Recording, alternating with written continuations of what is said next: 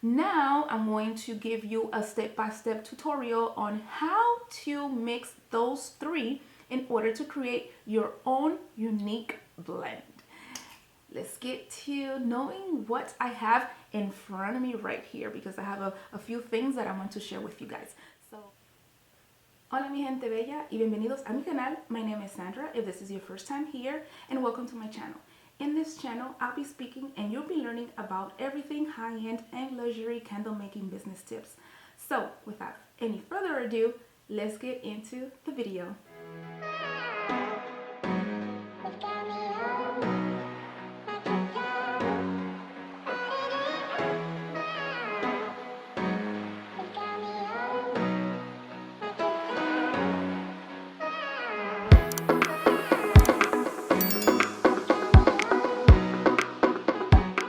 So as you can tell by the title of this video will be about candle making, adding fragrances for beginners. So in my last video, which was titled fragrances for candle making, I kind of made a disservice to you all because I didn't complete the video. I felt as if I were watching that video on my own made by someone else, I will want more. I will actually want for the YouTuber to actually show me how to blend, show me how you mix, how the fragrance oils and the essential oils go together in order to produce a fragrance, and not just tell me but actually also show me. So that's why I decided to make this video. So I'll be linking those two videos together so that if you do watch the first one, you'll come back and watch this one so that you'll have an example of how to blend to make your own unique scent. And in this video, I'll be also explaining to you about the top, the middle, and the base notes, just like how I explained in that other video. So if you didn't see that other video, it's okay. I'll give you an overview of the notes that you'll be using to make your own fragrance oil for your candles.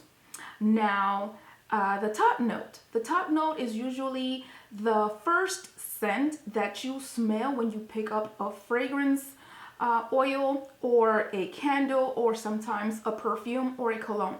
So those are usually the lightest scent that you pick up. The scent might be different for you and it might be different for me, but those scents are usually the most lightest scents, and those are the first scent that you smell. Usually those are what catches buyers' attention to that particular candle or that particular scent. And those will be your lemon, your orange zest, your bergamot, some herbs, grapefruit, and berries. Those will be the examples of types of top notes that you would smell once you pick up a candle or any type of fragrance.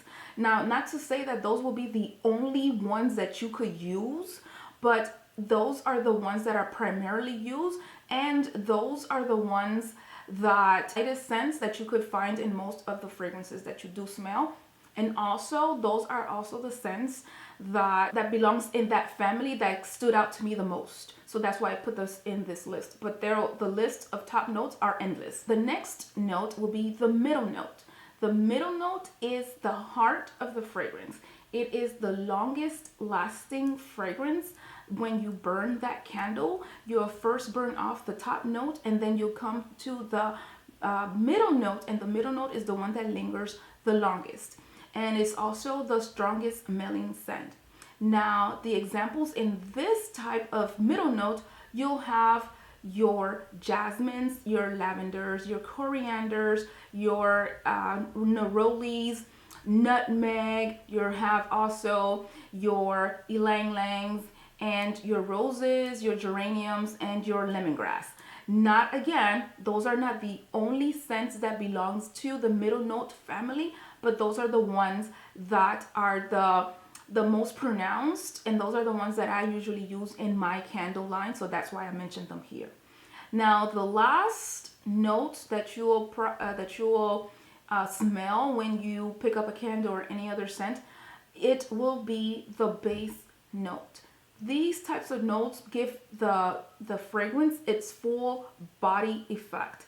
It is the notes that I don't want to say that lingers, but it gives it like a grounding type of scent. Like it kind of mellows down a little bit of the top and the middle notes together. It like meshes all those scents together and makes it really, really nice when you smell that fragrance or when you smell that candle.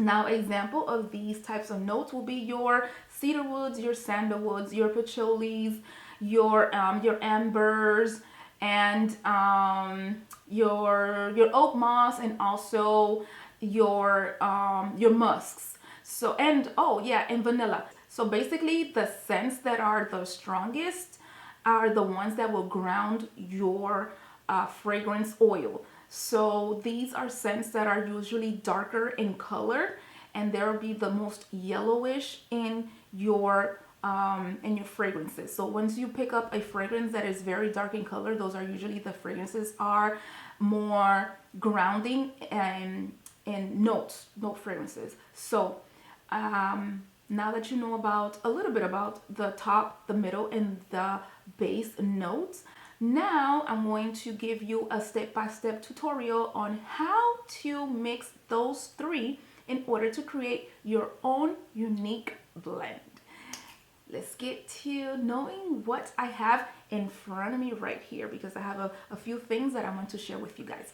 So let's get down here, down to business. So I'm gonna get my camera pointed down here so you guys can see exactly what I'm doing, so that you'll not only see my beautiful face, but you'll see what I'm doing. Okay, let's get to it. Okay, now welcome back. All right, now in front of you, you'll see everything that I use to make my unique blend of fragrance oil. Now, I divided them into the three notes. This will be my middle note, this is my top note, and this will be my base note. Now in my middle note, I'm using lavender and sage from Nature's Garden. This is their fragrance oil. This will be the lavender essential oil from Brambleberry. I'll be using for my top note grapefruit and lemongrass from Nature's Garden, and this is their fragrance oil. And then I'll also be using their essential oils, their grapefruit essential oil. And I'm also going to be using for my base note, I'll be using sandalwood from Candle Science, and I'll be using patchouli for the other base note, and this is from Nature's Garden as well. Now notice that each of my fragrances, they all have a pipette. Each one is for each individual fragrance, because I'm not going to be contaminating my fragrances using one pipette for all of the essential oils. I also have funnels here and containers, empty containers.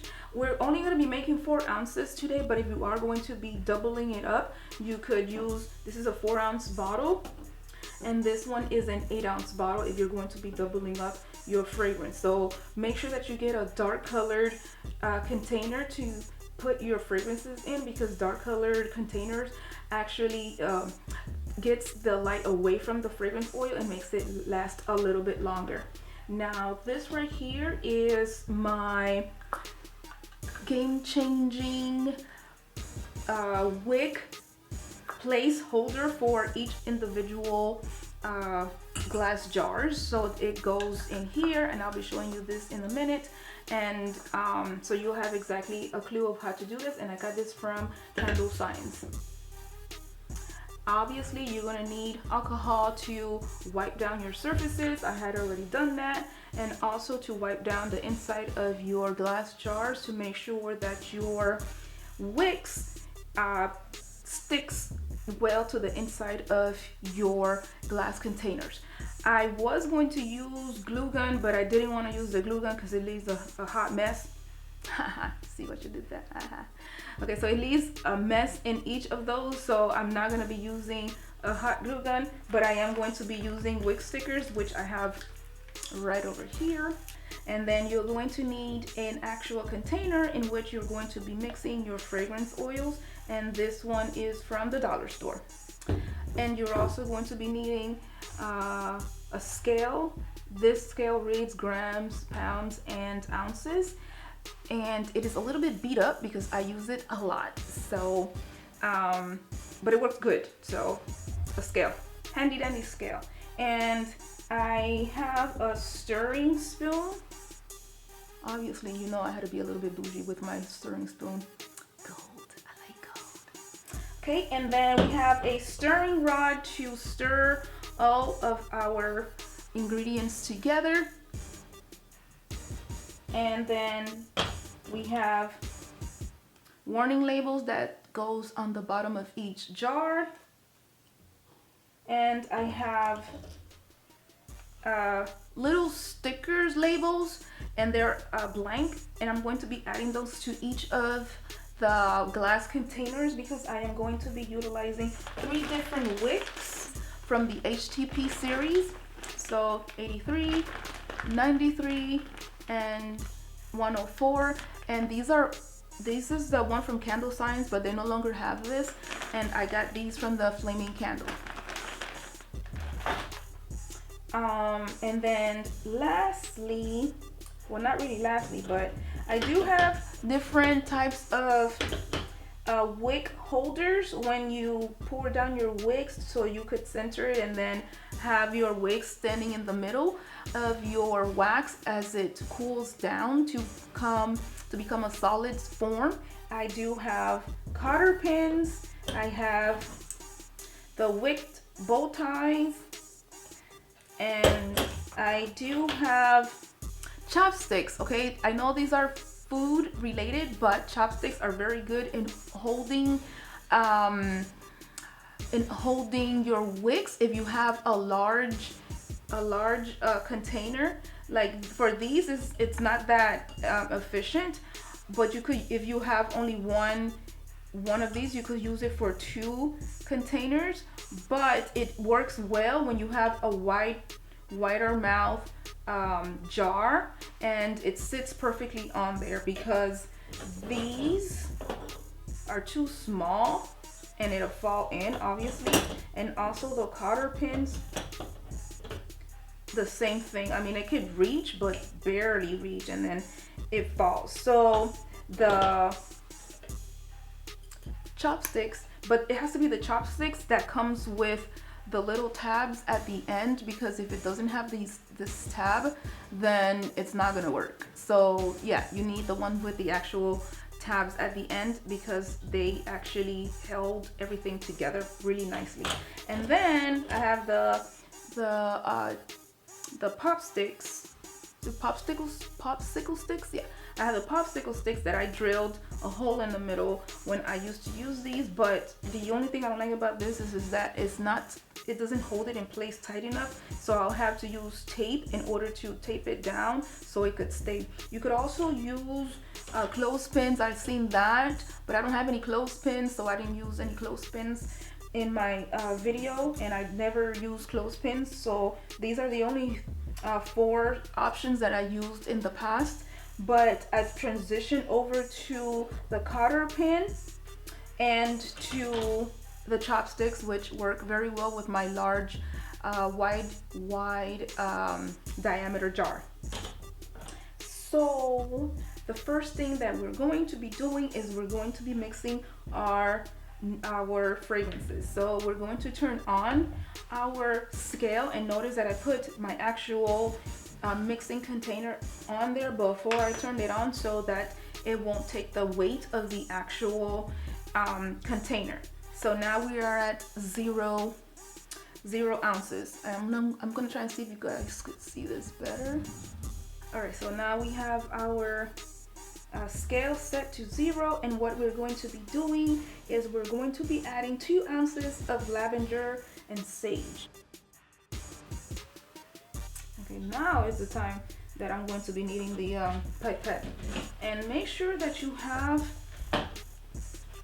some napkins or tissue or something to clean off after, because you'll have a few spills on your surface. And also make sure that you have a handy dandy notebook to write down what you did and how you did it and how many drops of whatever you added to your container. So I like to close it off as soon as I use it, so that, I don't know, I think it's gonna get contaminated if I don't do that, so it's not a bad practice to do. And now we're gonna add 5 milliliters of essential oils. Essential oils are a stronger blend of oils, so in order for me to enhance the actual scent, I always use essential oils in my mixture. And this one comes with a little lid. Okay, so I highly suggest to use essential oils as well as fragrance oils when you are mixing your fragrances. And I said 5 milliliters, and these pipette only goes to 3, so I'll be adding 3 milliliters at first, and then I'll go down to 2 to make my 5 milliliters. Okay.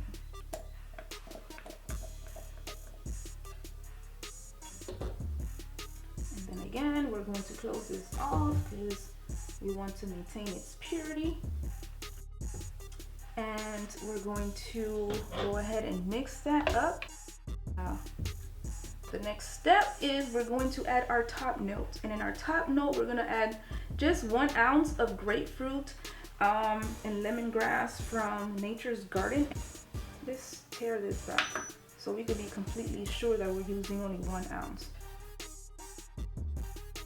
Ounce right there. And now we're going to add 3 milliliters of essential oils of our grapefruit scent. And then our last mixture will be our base note, and we're going to be adding 0.7 ounces of sandalwood. And again, we're gonna set this back to 0.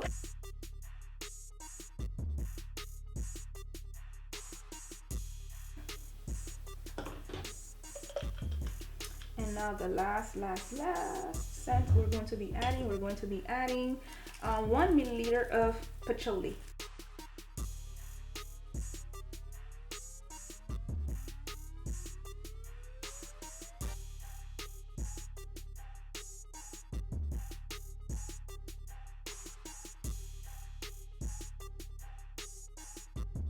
So now,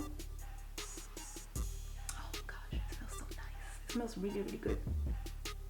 Okay, so I have off camera my wax melting.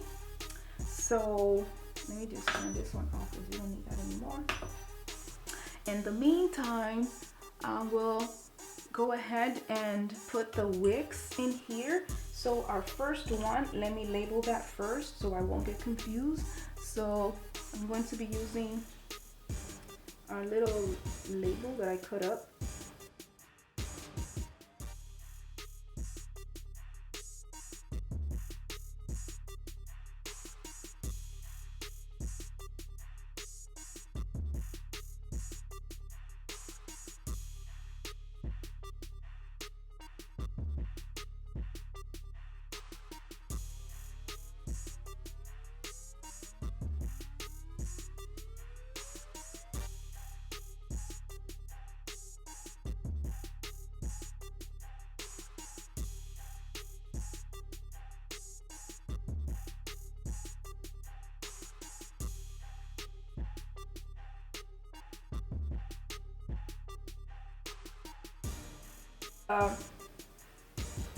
The reason why I'm testing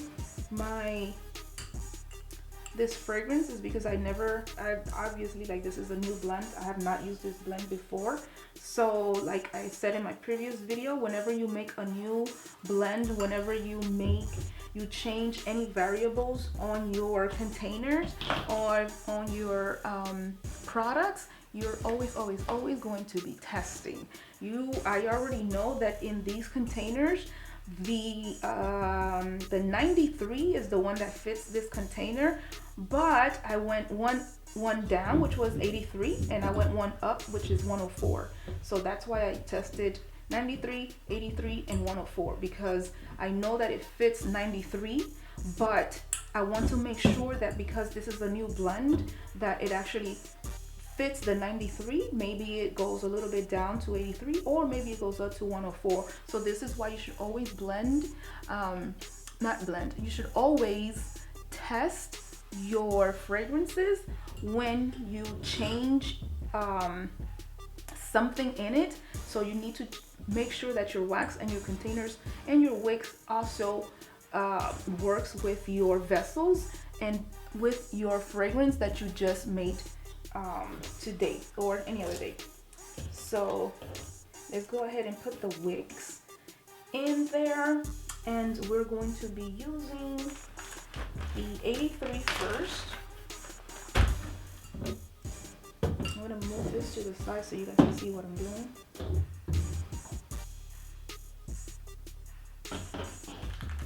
And let's zoom out just a little bit. Okay, so we're going to be using a wick sticker, and this wick sticker came for free, so which is great. And this is going to be my second time using these. It worked great, fine the first time, but you never know.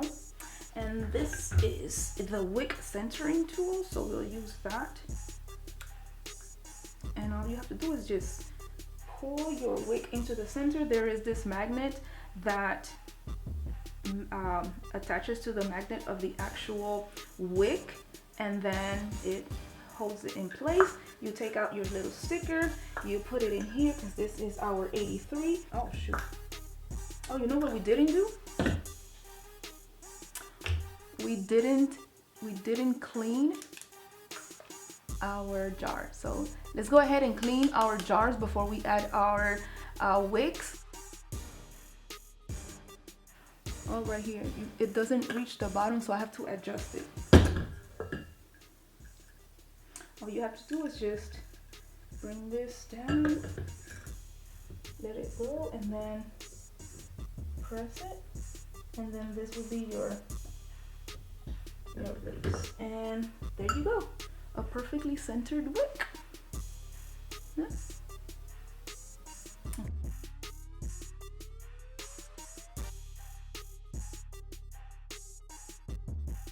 Okay, so now what we're going to do is we're going to bring in our wax. It should already be ready.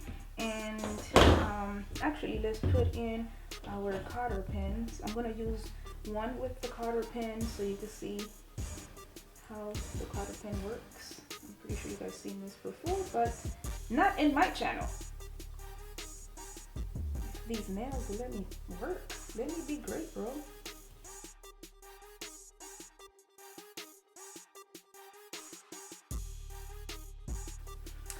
All right, now let's go find our wax. Okay, this is my wax. It's already boiled down and everything, and the temperature on this is 186, and I like to add my fragrance oils around 185. I heat it up to 180, and then I let it cool down to 185, and I add it in there, and then I pour my container. So we're gonna add our fragrance oil. Oh, and by the way, I have 2 pounds of wax in here, which is just enough for my fragrance oil that I had in here.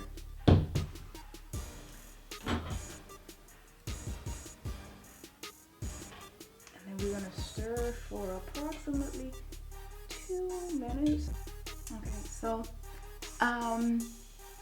I just automatically gravitated to the stirring rod instead of my stirring spoon, which I specifically bought for stirring my waxes, but I guess the stirring rod was fine too. So, oops, I forgot. So that's it. I'm so afraid for these glass jars because I think they're so flimsy. I got this from Amazon. I don't think these are like good enough, but I mean, I'll use it until it breaks. So let's keep on moving. All right, so let's take the temperature of our wax.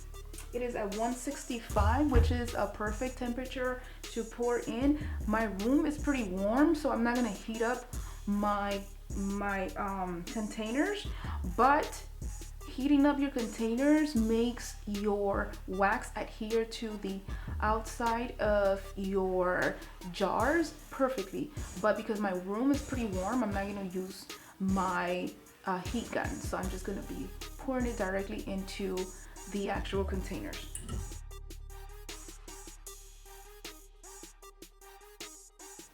Oh look, we have a few minutes. I think I can make another container, and let's go ahead and I know the 126 is extremely too much for this container, so let's do another 93 because I know 93 works in this container.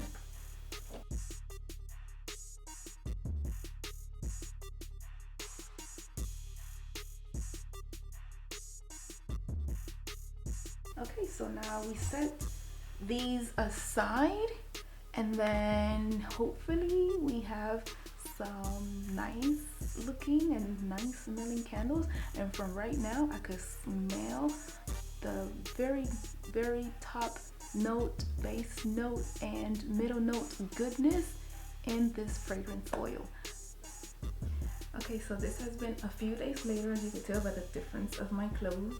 And I did start burning the candle. I kept one, and this one was the 93 because if you remember that I did 293 HTPs because I had extra wax that I didn't want to let go to waste. So I did two, but I left this one unburned, and it smells so nice.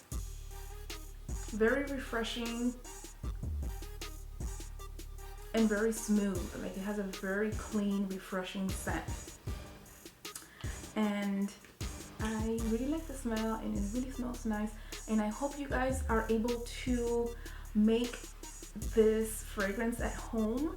And if you do, please let me know how you like it.